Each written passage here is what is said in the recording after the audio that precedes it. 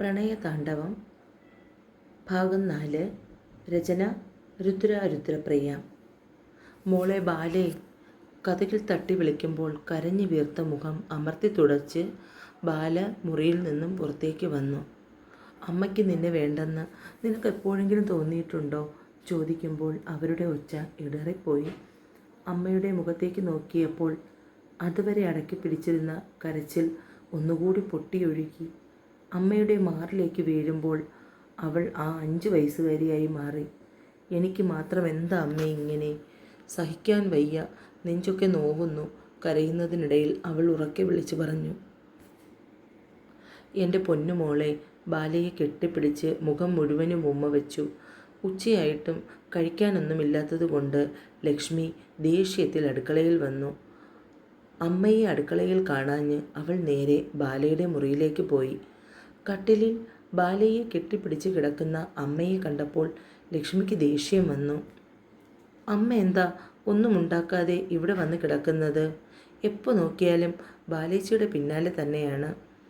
ബാലേച്ചി മാത്രമല്ല, ഞാനും ഉണ്ണിക്കുട്ടനും കൂടിയുണ്ട് ഈ വീട്ടിൽ. ഞങ്ങൾക്ക് വിശപ്പും ദാഹവുമുണ്ട്. അമ്മ എഴുന്നേറ്റ് വന്ന് എന്തെങ്കിലും ഉണ്ടാക്കിയേ. ഇതിനു വേണ്ടി ഈ ബാലേച്ചിക്ക് എന്താ ഇത്രയും വിഷമം? ഞങ്ങൾ ഈ വീട്ടിൽ തന്നെ ഉള്ളതല്ലേ? എപ്പോൾ നോക്കിയാലും അമ്മയും ചേച്ചിയും കൂടെ മാറിയിരുന്നു കുശുകുശുക്കുന്നത് കാണാം. പറഞ്ഞു തീർന്നില്ല. അതിനു മുന്നേ സുമ കട്ടിലിൽ നിന്നും ചാടി എഴുന്നേറ്റു ലക്ഷ്മിയുടെ അടുത്തേക്ക് വന്നു. ബലത്തിലൊരു അടി വെച്ചു കൊടുത്തു. നിനക്ക് വയസ്സ് എത്രയായെന്നറിയാമോ? 19. അവിടെ ഉണ്ടാക്കി വെച്ചിരിക്കുന്നത് പാത്രത്തിലെടുത്ത് കഴിക്കാൻ നിന്റെ കൈക്കെന്താ വല്ല കുഴപ്പമുണ്ടോ? കുനിഞ്ഞൊരു കുപ്പ പോലും എടുക്കില്ല. ഏത് നേരവും മേക്കപ്പും ഇട്ട് നടക്കും. ഇറങ്ങിപ്പോ എൻ്റെ മുൻപേന്ന്, അല്ലെങ്കിൽ ചൂലെടുത്ത് ഞാൻ പുറം പൊളിക്കും. ഇനിയും നിന്നാൽ അമ്മയുടെ കയ്യിൽ നിന്ന് കിട്ടുമെന്ന് ഉറപ്പുള്ളത് കൊണ്ട് തന്നെ ലക്ഷ്മി ഒന്നും മിണ്ടാതെ അടുക്കളയിലേക്ക് പോയി. പോകുന്ന വഴിക്ക് വ്യക്തമാകാതെ അവൾ എന്തൊക്കെയോ പറയുന്നുണ്ടായിരുന്നു. അച്ഛനും അമ്മയും എല്ലാം ബാലേച്ചിയോടാണ് ഇഷ്ടം. അച്ഛനാണെങ്കിൽ ശരി, എന്തെങ്കിലും വാങ്ങിക്കൊണ്ട് വന്നാൽ എവിടെ ബാല എന്നേ ആദ്യം ചോദിക്കൂ. 2 പാത്രത്തിൽ ചോറ് വിളമ്പി എടുത്ത് ഉണ്ണിക്കുട്ടൻ്റെ അടുത്തേക്ക് പോയി ലക്ഷ്മി. അക്കരെ ഷാപ്പിൽ നിന്നും ആവശ്യത്തിലേറെ കള്ളും കുടിച്ച് ശ്രീധരൻ ഉച്ചയ്ക്ക് നടന്ന സംഭവം മറക്കാൻ കഴിയുന്നില്ല. നല്ലൊരു അവസരമായിരുന്നു, അത് നഷ്ടപ്പെട്ടു പോയി. വെണ്ണക്കല്ല് പോലെയല്ലേ അവളുടെ ചന്തം. പെണ്ണായാൽ ഇങ്ങനെ വേണം. ഇനി ഒരിക്കലും അവൾ എൻ്റെ കയ്യിൽ നിന്നും രക്ഷപ്പെടില്ല. അങ്ങനൊരു കുടുക്കുണ്ടാക്കി വേണം ഇനി കളിക്കാൻ. പറയുമ്പോൾ അയാളുടെ കണ്ണുകൾ തിളങ്ങി. ഈയിടെയായി സുമയ്ക്ക് എന്തോ സംശയമുണ്ട്. അതുകൊണ്ട് അവളെ ആദ്യം വരുതിയിലാക്കണം. പിന്നാലെ വേണം ബാലയെ. ചേട്ടാ, നേരെ ഒരുപാടായി, ഇറങ്ങിയാട്ടെ, എനിക്കിത് അടയ്ക്കണം, ഷോപ്പിലെ ചീഫ് ആൻ്റണി വിളിച്ചു പറഞ്ഞു. ശ്രീധരനും കൂടെ 3-4 പേരും അപ്പോൾ തന്നെ സ്ഥലം വിട്ടു. വരമ്പിനരികെ പിടിച്ച് ശ്രീധരൻ ഒരുവിധം തപ്പിത്തടഞ്ഞ് വീടെത്തി. എല്ലാം ചത്തോ? അനക്കമൊന്നുമില്ല. സുമേ, ഡി. അടുത്ത വിളിക്കേണ്ടി വന്നില്ല. സുമ വാതിൽ തുറന്നു. നീ ഉറങ്ങിയില്ലായിരുന്നോ? അവളുടെ മുടിക്ക് കുത്തിപ്പിടിച്ച് അയാൾ തന്നിലേക്ക് അടുപ്പിച്ചു. വിട്ടേ ശ്രീധരേട്ടാ, പാതിരാത്രി ബുദ്ധിമുട്ടിക്കാതെ. നിന്റെ മോൾ ഉറങ്ങിയോ ശ്രീബാല? ആ, ഉറങ്ങി. അല്ലെങ്കിൽ നീ അവളെ ഉറക്കും ഞാൻ വരുന്നതിന് മുമ്പ്. അതാണല്ലോ ശീലം. ഉണ്ണിക്കുട്ടനും ലക്ഷ്മിയും ഉറങ്ങിയോ? ആ, അവരും ഉറങ്ങി. എന്നാൽ വാ, നമുക്കും ഉറങ്ങാം. ഉച്ചത്തെ ആ സംഭവത്തോടെ ബാലയ്ക്ക് പേടിച്ച് പനിയായി. അതുകൊണ്ട് തന്നെ സന്ധ്യയ്ക്ക് നേരത്തെ ഭക്ഷണം കൊടുത്ത് ഗുളികയും കൊടുത്ത് അവളെ ഉറങ്ങാനായി പറഞ്ഞു വിട്ട് ബാല മുറി അകത്ത് നിന്നും പൂട്ടിയതിന് ശേഷമാണ് സുമ ഉണ്ണിക്കുട്ടൻ്റെയും ലക്ഷ്മിയുടെയും അടുത്തേക്ക് പോയത്. പുറത്ത് ചാറ്റൽ മഴ പിടിച്ചു തുടങ്ങിയതും പിന്നെ അത് ഹുങ്കാരത്തോടു കൂടിയുള്ള പേമാരിയായി മാറിയതും ശ്രീധരൻ സുമയെയും വലിച്ച് മഴയിലേക്ക് ഇറങ്ങി. സുമയ്ക്ക് വയസ്സ് 42 ആയെങ്കിലും കണ്ടാൽ ശ്രീബാലയുടെ ചേച്ചിയാണെന്നേ തോന്നും. സുമയുടെ നിറവും ഭംഗിയും മുടിയുമൊക്കെ ബാലയ്ക്കാണ് കിട്ടിയിരിക്കുന്നത്. എന്നാൽ ഉണ്ണിക്കുട്ടനും ലക്ഷ്മിയും ശ്രീധരനെ പോലെയാണ്. നിങ്ങൾ എന്ത് ഭ്രാന്താ മനുഷ്യയായി കാണിക്കുന്നത്? കുടിച്ചും കൊണ്ടുവന്ന് വെളിവില്ലാതെ. നിങ്ങൾ തനിയെ മഴ നനഞ്ഞാൽ മതി, എനിക്ക് പറ്റില്ല ഓരോരോ കോപ്രായങ്ങൾ. അയാളെ തള്ളി മാറ്റിക്കൊണ്ട് സുമ വരാന്തയിലേക്ക് കയറി മുറിയിൽ പോയി. ശ്രീധരനകത്തേക്ക് കതക് ചാരി ബാലയുടെ മുറിക്ക് മുന്നിൽ വന്നു. ഒരു ദിവസം ഞാൻ നിന്നെ നേടും. അത്രയും പറഞ്ഞ് മുറിയിലേക്ക് ചെല്ലുമ്പോൾ നനഞ്ഞ വസ്ത്രം മാറുകയായിരുന്നു സുമ. കൈയെത്തിച്ച് ബ്ലൗസ് ഇടുന്നതിന് മുൻപ് തന്നെ അയാൾ അവളെ വലിച്ച് കട്ടിലിലേക്ക് കിടത്തി. നനഞ്ഞ വസ്ത്രങ്ങളെല്ലാം അഴിച്ചു മാറ്റിക്കൊണ്ട് അവളുടെ മേൽ ചാഞ്ഞു. അവർ അയാളെ സ്വീകരിക്കാൻ തയ്യാറായി. അയാൾക്ക് വഴങ്ങി കിടന്നു കൊടുത്തു.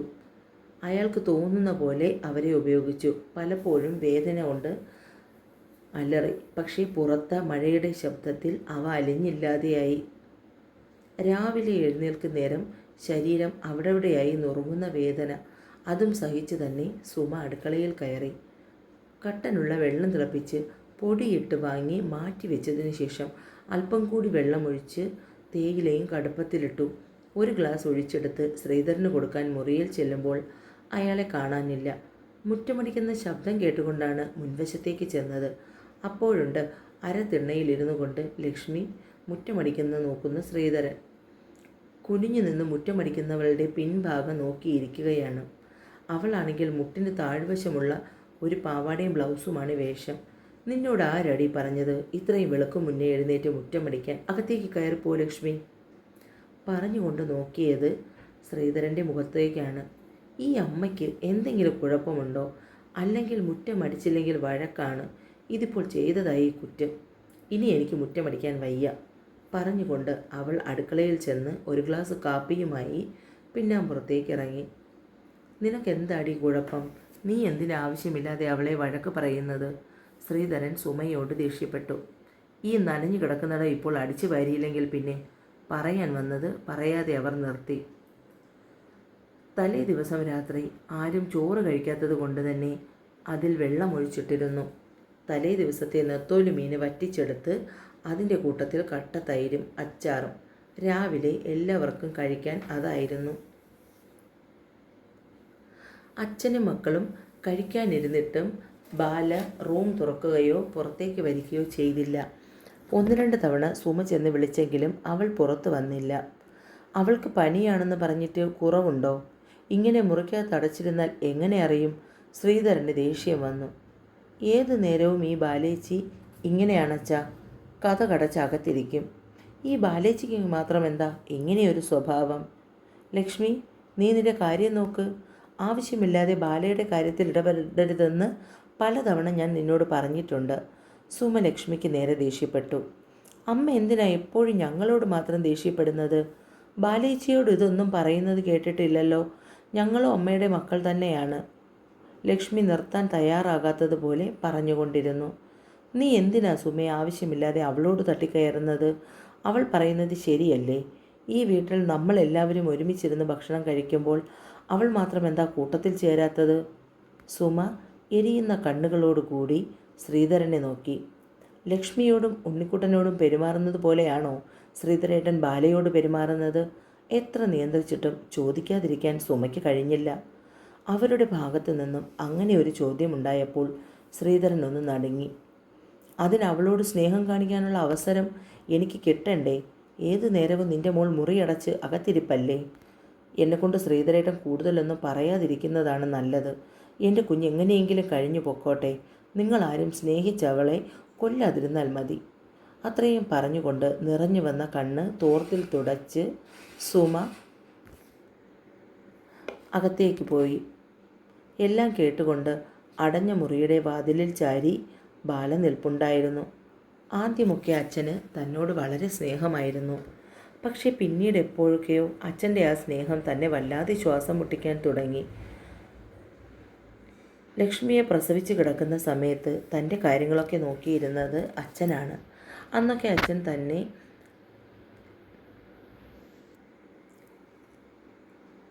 അച്ഛൻ വരുമ്പോൾ ഞാൻ നേരെ അമ്മയുടെ അടുത്ത് പോയി കിടക്കാനും ഉറങ്ങാനുമൊക്കെ ശ്രമിച്ചു. അമ്മ കുറച്ച് കാര്യങ്ങൾ പറഞ്ഞു തന്നു. അമ്മ പറഞ്ഞു തന്ന കാര്യങ്ങൾ കേട്ടപ്പോൾ മുതൽ മനസ്സിന് വല്ലാത്ത വിഷമം തോന്നി. തൻ്റെ അച്ഛൻ തന്നോട് ഈ രീതിയിലൊക്കെയാണ് പെരുമാറുന്നതെന്ന് അമ്മയോട് പറയണമെന്ന് പലപ്പോഴും തോന്നി. പക്ഷേ അമ്മ തന്നെ മനസ്സിലാക്കിയില്ലെങ്കിലോ?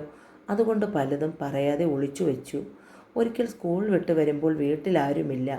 അമ്മ ലക്ഷ്മിയെയും കൊണ്ട് ഹോസ്പിറ്റലിലോ മറ്റോ പോയിരിക്കുകയായിരുന്നു. അന്ന് അമ്മ വരുമ്പോൾ കരഞ്ഞുകൊണ്ടാണ് താൻ അമ്മയോട് ചില കാര്യങ്ങളൊക്കെ പറഞ്ഞത്. പക്ഷേ അപ്പോഴെല്ലാം അമ്മ തന്നെ സമാധാനപ്പെടുത്തി. എന്നിട്ടും അമ്മ അച്ഛനോട് എന്തൊക്കെയോ അതിനെക്കുറിച്ച് ചോദിക്കുമ്പോൾ അച്ഛൻ അമ്മയെ വല്ലാതെ ഉപദ്രവിച്ചു. അന്ന് കുഞ്ഞായിരുന്ന ഉണ്ണിക്കുട്ടൻ വാ വിട്ട് നിലവിളിക്കുന്നത് താൻ കണ്ടതാണ്. ഉണ്ണിക്കുട്ടനെ ഇരു കാലിലും തൂക്കിയെടുത്ത് തലകുത്തനെ നിർത്തി. ആവശ്യമില്ലാത്ത കാര്യങ്ങൾ എന്തെങ്കിലും അച്ഛനോട് ചോദിച്ചാൽ കുഞ്ഞിനെ നിലത്തേക്കെറിയുമെന്നായി ഭീഷണി. താൻ ഇതെല്ലാം കള്ളം പറയുന്നതാണെന്നും അന്ന് അച്ഛൻ പറഞ്ഞു. ഉണ്ണിക്കുട്ടൻ്റെ പിടച്ചിൽ കണ്ടതോടുകൂടിയാണ് പിന്നീടൊന്നും അമ്മയോട് പറയാതായത്. പക്ഷേ അന്നു മുതൽ താൻ തന്നെ സൂക്ഷിക്കാൻ തുടങ്ങി ആ കഴുകനിൽ നിന്ന്. ഇതിൽ നിന്നും തന്നെ രക്ഷപ്പെടുത്താൻ ആരുമില്ലേ ഭഗവാനെ? ആരോരുമില്ലാത്തവരുടെ കൂടെ ദൈവം തുണയുണ്ടാകുമെന്ന് പറഞ്ഞിട്ട് ഈ ശ്രീബാലയ്ക്ക് ആരും തുണയില്ലാതാകുമോ? തുടരും. രുദ്രപ്രിയ. എൻ്റെ സ്റ്റോറി ഇഷ്ടമാണെങ്കിൽ എല്ലാവരും ചാനൽ ഒന്ന് സബ്സ്ക്രൈബ് ചെയ്യണേ കൂട്ടുകാരെ. നിറയെ സ്നേഹത്തോടെ രുദ്ര.